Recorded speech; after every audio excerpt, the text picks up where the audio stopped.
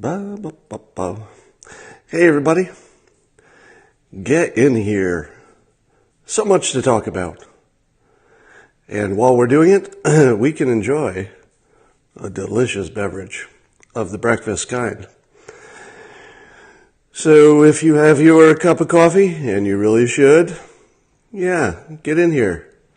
It's time for a simultaneous sip to the tears of our enemies. Raise your cup.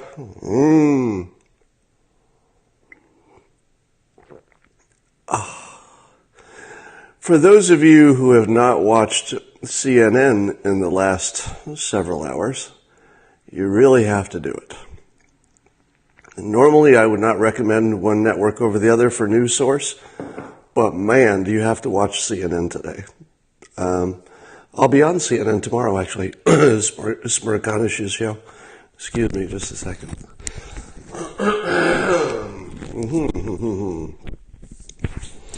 All right. So I had some questions which I want to add to the discussion because we see many peacocks on TV today who are making their Academy Award moment. I might have to get the beard to do this. Hold on. I feel a little left out of the triggering. So I would like to do my impression of a peacock deeply offended by bad words about countries that have bad economic systems.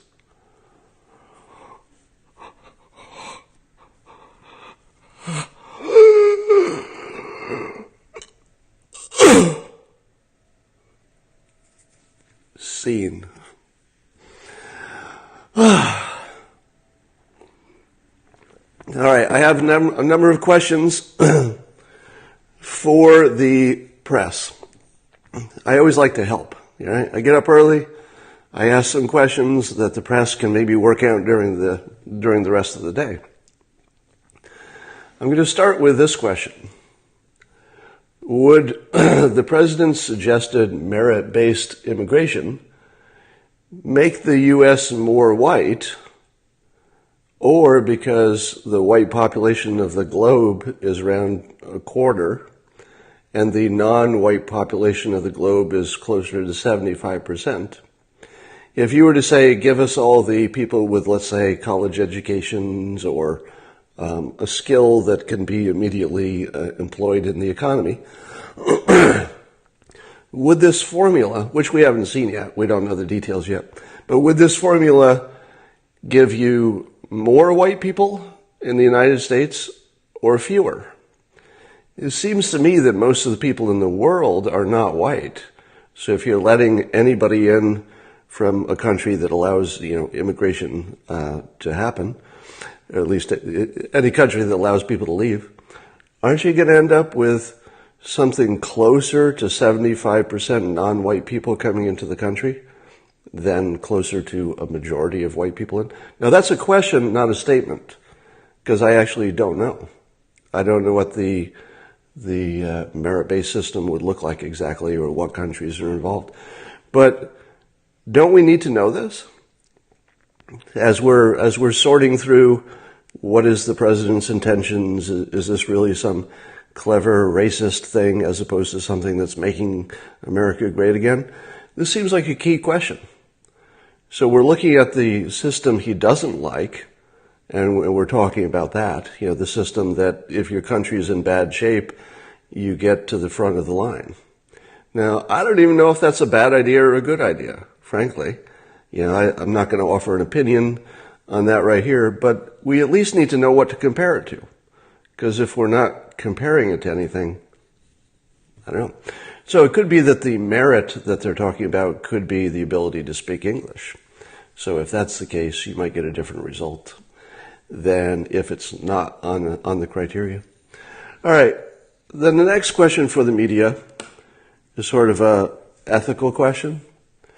What is worse, the original shithole comment that was made in a room of, 20 people or however many people were in it, which when made, it was obvious that the context of it was that the whole point of the conversation that we're in is that there were some countries that are economic basket cases, and that's the reason they had favored status.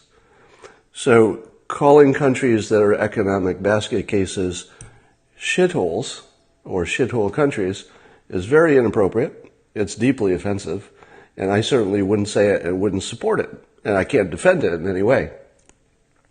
But let's compare. The president said something offensive in a meeting with maybe 20 people who understood the context. That's an important thing. Everybody in the meeting understood that he talks this way in private, or at least, when the cameras are not rolling. So they have that context. And they also have the context that he was talking about 7 countries that were only being spoken of because their economies were basket cases. Now, that was plenty bad. But how bad was it compared to whoever leaked it to the press? Because all the problems that we're seeing in the world required 2 things to happen. It required the president to say it, which that problem was now limited to the people in the room who understood the context. And they may have been plenty offended, but it also didn't have much impact on their real world because it happened in a room. But whoever leaked it to the Washington Post, and then the Washington Post itself, are the ones that made it a national story. So was the country damaged when the president said something in a room full of people who understood the context, as offensive as it was? And believe me, on a scale of 1 to 10, it's a 10 for offensiveness. So I'm not taking anything away from that point. I'm just saying that the total amount of damage to the world would have been limited to some people in the room who didn't like the way he addressed it. But once the leaker got a hold of it, the leaker had the chance to really, and since we're all saying shithole today, would you allow me that just today for this post, because the topic is shithole, would you allow that I can curse a little bit today? Because kids shouldn't be watching this anyway. Is everybody okay with me doing a little cursing today? Any objections? All right. Send the children away. They should be in school anyway. A little bit of cursing. Let me make my same point with cursing. All right. When the president said shithole in that meeting that was not televised and not recorded, it was a mistake. It was offensive. It was bad. On a scale of 1 to 10, it was offensive 10 out of 10. All right. But the damage was also limited to however people felt in the room, which really was no damage at all, because they saw it in context. Once the leaker decided to leak it, and then worked with the Washington Post, the reporter, the leaker and the Washington Post then took this small problem that was limited to 1 room and didn't really affect the United States, and they fucked the hell out of us. They fucked us hard. By us, I mean you and me. Right?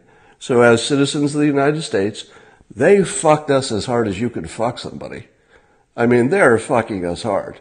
Now, of course, they think they're doing God's work to get rid of this president or embarrass him, or maybe the reporter's just doing their job, and maybe the leaker's just an asshole. But what the president said was plenty bad. And of course he should have known there was a high risk that it would be leaked out. That's all on him. Those mistakes are the president's mistakes. I'm not minimizing them. I'm not decreasing them. I'm saying that that's a 10 out of 10 of a mistake. But it was also limited to people's sensibilities in the room, and I'm pretty sure that nobody in that room was offended. All right. Also, nobody in that room was from any of the affected countries, didn't take it as personally as they would if they had been from those countries.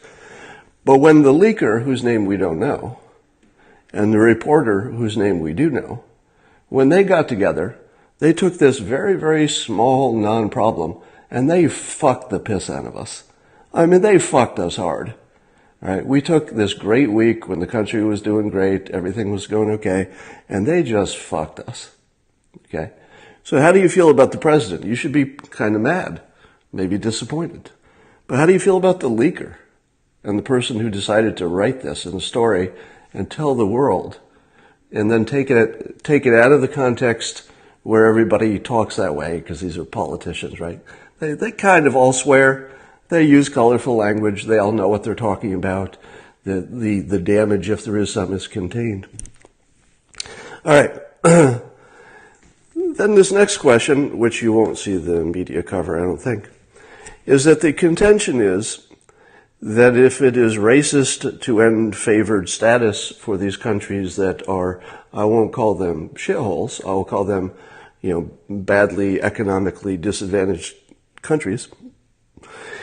If it's racist to end the favored status, wasn't it racist to have it in the first place? I don't know how to avoid that. Now they didn't do it for racist reasons, but the president is not suggesting that we end it for racist reasons either.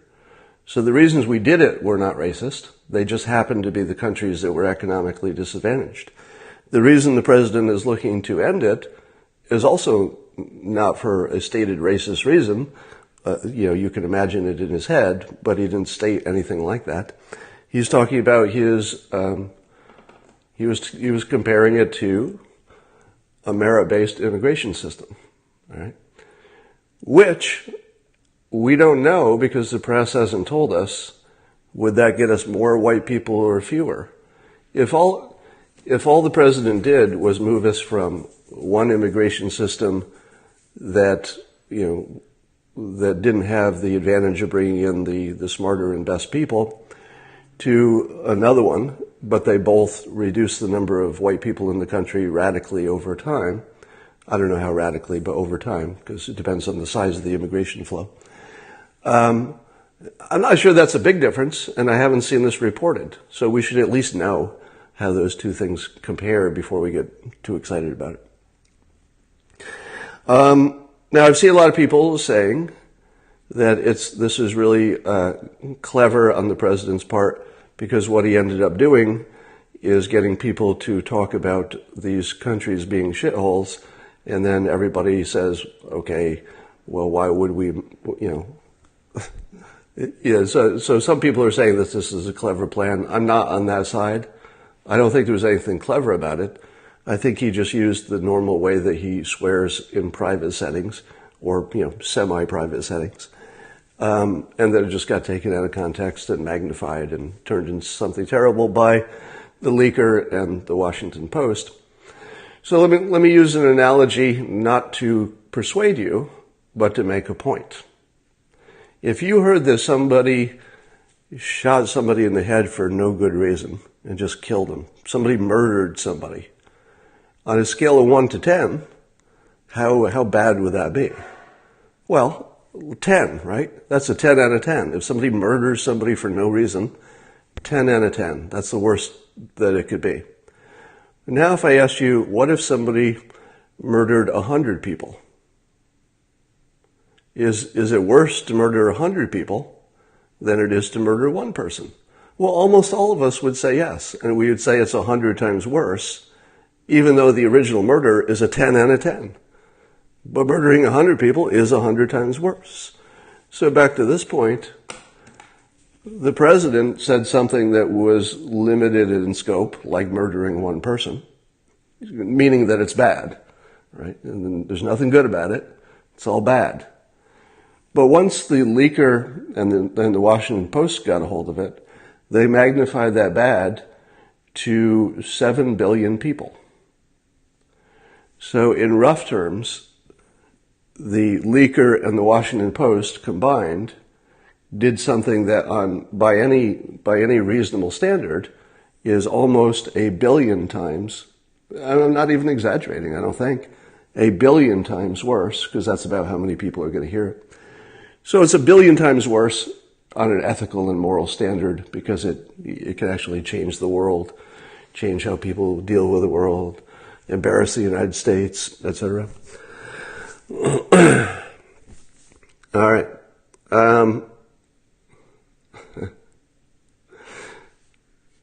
Yeah, so analogies are not meant to be persuasive, and I think you saw it did not persuade you. But in terms of explaining a concept, that murdering one person can be 10 out of 10 bad, but murdering 100 is still 100 times worse than the worst thing, because it's more of it. So yeah, the Washington Post and the leaker are roughly, in rough numbers, 1 billion times less ethical than the president was for what he did in terms of damage. All right.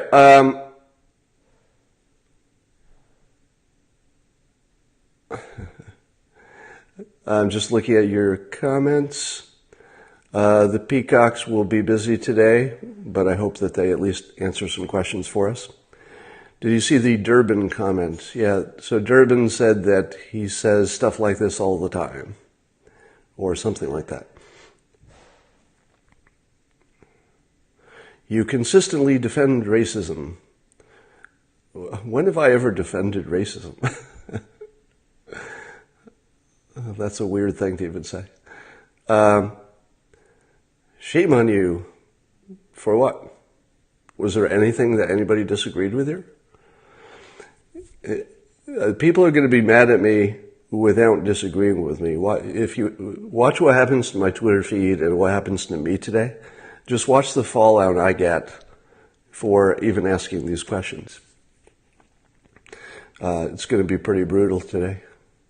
Did you see Trump's tweet? Where he said he didn't say it, right?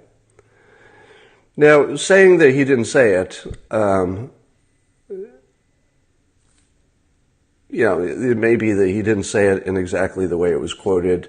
I heard Rich Lowry say that his information from inside the meeting is that the president did not say shithole. Naval, how's it going? He did not say shithole, that he said shithouse. And if that's true, that actually would make more sense, because shithouse is more of a real estate term. You know, if you're a real estate developer and you're talking about some property you have to knock down to build another one there, you'd say, well, we're going to knock down that shithouse and build a beautiful building there. So it's possible that he said shithouse, which does actually slightly change it, but it's still a 10 out of 10 bad. You can't defend it. He did say the countries were shithole, not the people. And that's why you have to ask. So here's a question for the media. This is a question that they should ask the president. So I hope somebody asks him this today. Mr. President, so this is what CNN should ask him if they believe they've interpreted things correctly. They say, Mr. President, under the immigration plan that you support, an immigration plan that would be merit-based, would you allow somebody from Haiti into the country if they had the merit that you specify? Now, if he says no, well, then we've accidentally elected the worst racist in the world. And if he says, of course, everybody who passes the merit standards is welcome in the country because they're going to be additive. Doesn't matter where they're from Haiti, from Africa, doesn't matter. Now, if he says that, and then he also says, and by the way, most people in the world are not white, so if we have a merit-based system, we're going to bring in, I think the current, you can fact check me on this, but right now the United States is roughly 55% white. Can somebody fact check me on that? But the world is about 25% white. So if we're opening up immigration to any country that wants to come in, and it's merit-based, outside of the banned, the 7 banned countries, I guess, then would that grow our percentage of white residents or shrink it? So I think it's an open question because I actually don't know the answer to it. But if we're not asking that question, we don't have anything to compare it to. So let's compare it to something and find out how offended we need to be.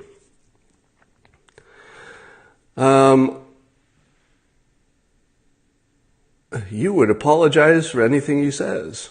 No, you shithole, I wouldn't, because I'm doing exactly the opposite of that. I just spent a whole bunch of time saying it was a mistake on a level of 10 and a 10. So all of you shitholes who come in here and say that I'm apologizing for it, I think you should clean the shit out of your shithole head and pay attention a little bit better. Thank you for that diversion. All right.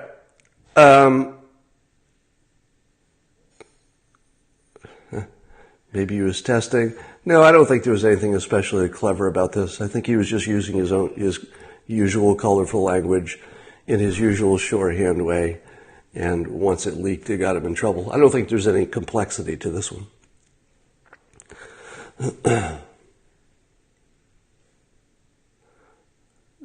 You're disappointed in what? What are you disappointed in? Who's disappointed in me? If you are, just say so in the comments.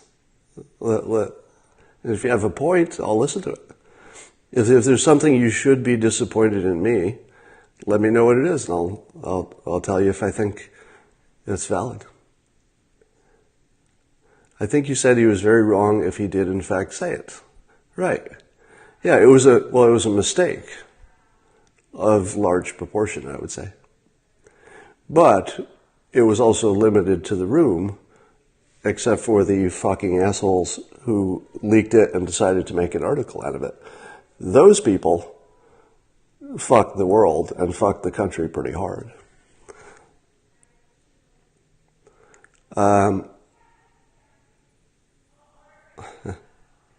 The other argument that I'm hearing is we're hearing people say, I saw an article, and I think it was on CNN's page, about the top graduate at West Point or something. I may have some of the details wrong. Was an immigrant from Haiti. So somebody saying, look, we would have lost, this great kid who went to a military academy and graduated at the top of his class. If we didn't have any immigration from Haiti, we would have missed, this awesome person who is a good American and will add to the country. To which I say, that's Trump's plan. Trump's plan is to bring in the good Americans from everywhere, including Haiti. Unless I'm wrong, the media should be asking that question today. Would you have allowed this highly qualified, clearly he, had a lot of qualities because he made it to the top of his military academy. It seems objectively speaking that this was a very qualified person. So would that person have come in under your plan? I think so. But let's get some details on that plan.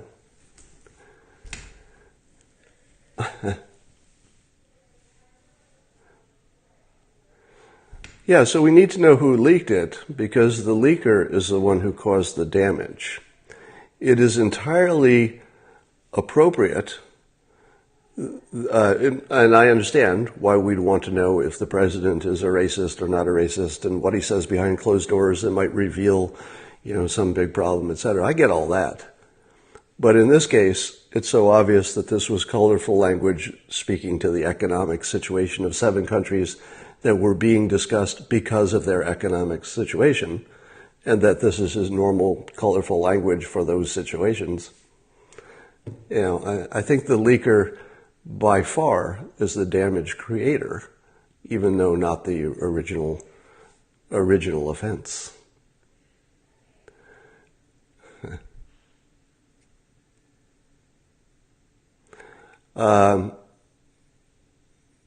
Okay, I think maybe we've said everything we need to say. Why is the offense a 10 instead of a 5 or 6? Well, just because the most offensive thing that we ever hear is about people, right? So deriding people for how they were born or what they look like in our society, that's about as bad as you can do. That's, outside of an actual crime. That's about the worst thing you can do. All